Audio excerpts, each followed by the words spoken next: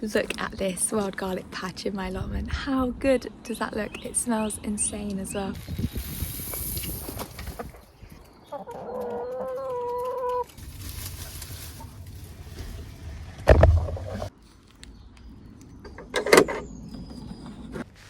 Right, so I'm fed and fueled, and we are just taking a little stroll now in the woodlands behind my allotment site, and it's gorgeous out. All of the wild garlic is fully in flower, and the bluebells smell incredible, and they are lining all of the pathways through the whole woodland.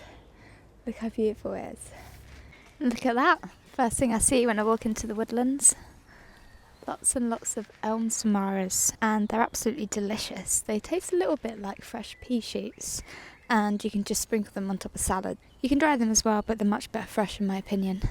These had just fallen off snapped branch from one of the elm trees above us, but it's a really good way of collecting them after a windy day. So I've actually come out in search for some St. George's mushrooms, because my really trusty and most abundant spot has gone. People have started building on it, and they've scraped up the entire topsoil of grass, pulled up all of the trees, and yeah, I've been checking on it and no sign at all. I think that land's had a little bit of trauma, and yeah, they're not popping up.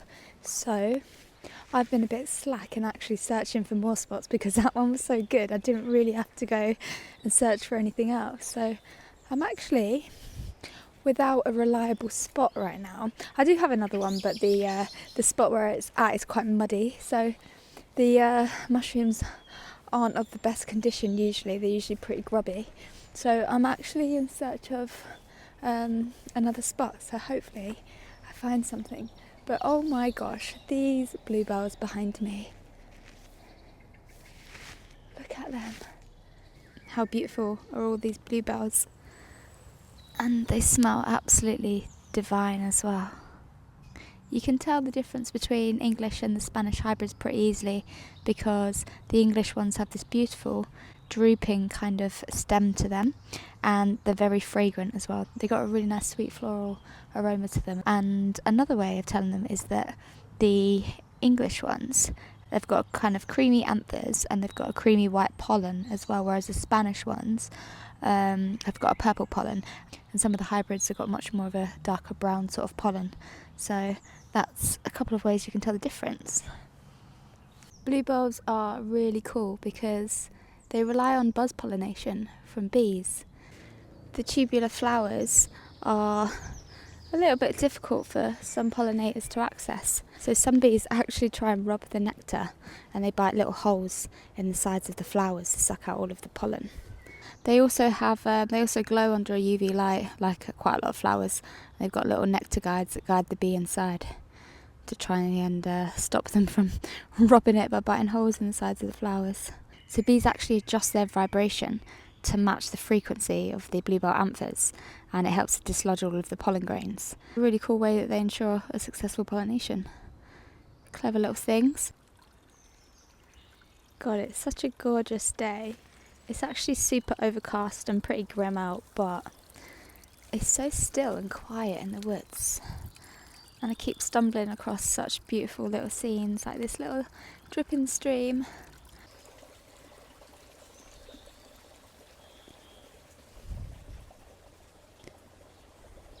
And over here there's some golden saxifrage just down here, which is a beautiful wild green, and tastes quite similar to rocket.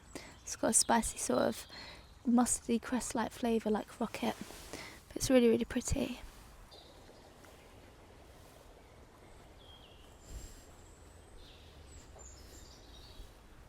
Among all of the anemones down here is some beautiful greater stitchwort, and this is a very, very, very pretty little plant. The stems are very fragile. It's got these long kind of spear-shaped narrow leaves, and the stems are very fragile, and the seeds make a popping sound on a hot summer's day. You can often hear them crackling through the woods, but you shouldn't pick these because you can bring about thunder and lightning. and it's also said to anger the fairies as well. So you leave stitchwort be. Oh, there's quite a lot of it through here. Apologies for that horrible moped sounds. This is prime woodland for people ragging it through on a weekend. But yeah, this is stitchwort. It's got these beautiful 5 petals that look like 10 petals, but they're actually very notched. It's quite an easy one to identify. But it's really great for making salves with. It's quite soothing on the skin. Got some very pretty but quite weather beaten wood anemones down here. These aren't edible, but they are very pretty, and they are indicators of ancient woodland. They're incredibly slow growing. It takes hundreds of years for huge patches to form. They're actually indicators of the weather as well. So if it's sunny, they're nice and open, and then when it's rain dew or gloomy weather, they hang their heads and close up their petals. Protect all of the insides of the flowers. Down here, got a lonely specimen of the yellow archangel, and this is a member of the mint family, related to the dead nettles, and you can use it in much the same way as you would white dead nettle, purple dead nettle. You can make teas with it and salves as well. It's really good for the skin. And jackpot. These are again a little bit muddy because they're down in this little piece of woodland here, but it's not a bad number here. There's a few there, a few up here. Let's have a closer look. So that's a little bit muddy, but I can wash that up when I get home. Other than that, they look alright. There's still a few more. They're not the best condition. I mean, I've seen much prettier St George's mushrooms. When you find them in the grasslands, they're normally much cleaner, but on the edges of the woodlands here, they can often be quite grubby from where the rain has kind of splashed the mud up onto the caps. But once they've had a good wash, they'll be fine. Gosh, they're so well hidden. Look at these. All hidden in the ivy. There's loads of them.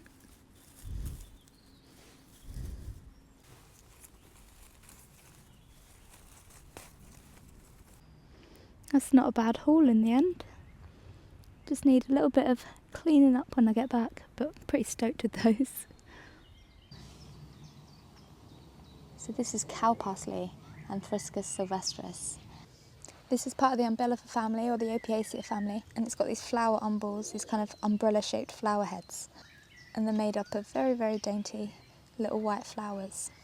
You can tell cow parsley, mostly, though you shouldn't just rely on this feature, but mostly from the stem.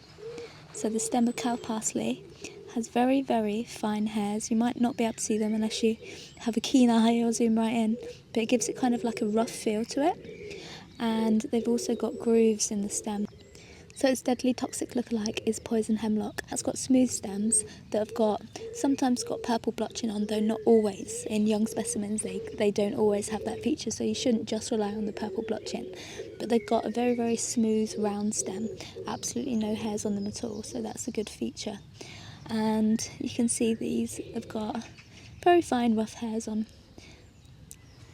Cow parsley has got a really nice parsley type smell to it, and hemlock I think has got quite a nasty smell, though you shouldn't just rely on that because obviously smell is subjective. Some people probably like the smell of hemlock. Leaves a bit of a crush and a rub, it should smell quite similar to parsley. You can use the leaves pretty similar to parsley. You can dry them and use them as a seasoning, or you can use them fresh chopped up. But I really like to eat the flower stems, so you can peel those and just munch on the flower stems. They're really nice. You just make sure you get the tender ones that still got a bit of bend to them. They're super tasty. And another thing to use is the flowers, which are quite nice as well. You can use the flowers for a garnish and you can use the seeds, but my favourite thing is these little stems here. My microphone's just run out of battery, so I hope you can hear me okay.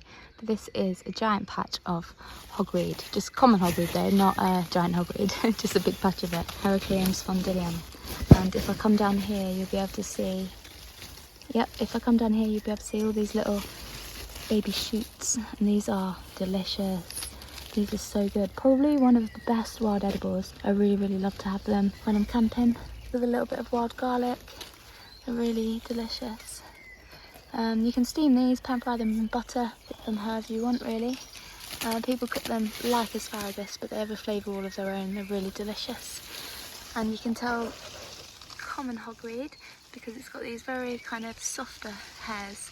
On the giant hogweed they're very spiky. So you can see this groove down the middle of the stem, and it's got slight purple colouring, but on giant hogweed you'll often see blotches, kind of menacing looking blood splats on them. And then you want to be looking at this top surface of the leaf as well. The top surface of the leaf is very soft and velvety with these fine hairs, and the top surface of giant hogweed is smooth. And you can see the leaf serrations as well. They're a lot more kind of like curved and soft. On the giant hogweed they're a lot more jagged, but you can get different types of serration on the same plant, and on different plants it can vary massively. So don't just go by the leaf shape, because you can see this one, it's got quite jaggedy edges, but this is also the same plant, the common hogweed. So yeah, you need to make sure that you're checking multiple different identification features, not just the one. If you've never tried cleavers before, you really have to. They're delicious. You can blanch them, steam them, gets rid of the kind of little hooked hairs, and if you pick them really, really young as well, like microgreen, they're really tasty. But they're actually also really, really nice just steeped into water overnight, just into cold water, like a cold infusion. They've got quite a cucumbery, delicate kind of subtle taste to them, but they're really delicious. They're super good for you. And it's said that those who drink cleavers water every day will be very, very beautiful. I won't be picking my nettles from here with all this bird crap. My favourite thing to make with nettles actually is pakoras, like a wild garlic and nettle pakora just with leftover vegetable scraps from the fridge and a bit of flour and water, and they're absolutely delicious.